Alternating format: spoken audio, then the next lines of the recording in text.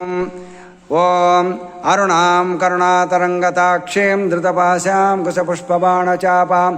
अणिमाधिविरावृतां मयूकैः रहमित्येव विभावये भवानीं ह्रीं कारासनगर्भितनलशिखां सौक्लीं कलां बिभ्रतीं सौवर्णां भरदारिणीं वरसुधादौतां त्रिनेत्रोज्ज्वलां वन्दे पुस्तकपाशमङ्कुशधरां स्रग्भूषितामुज्ज्वलां त्वां गौरीं त्रिपुरां परात्परकलां श्रीचक्रसञ्चारिणीं ॐ लक्ष्मीं क्षीरसमुद्रराजतनयां श्रीरङ्गधामेश्वरीं दासीभूतसमस्तदेववनितां लोकैकदीपां कुरां श्रीमन्मन्दकटाक्षलब्धविभवब्रह्मेन्द्रगङ्गाधरां त्वां त्रैलोक्यकुटुम्बिनीं सरसिजां वन्दे मुकुन्दप्रियां शुद्धलक्ष्मीर्मोक्षलक्ष्मी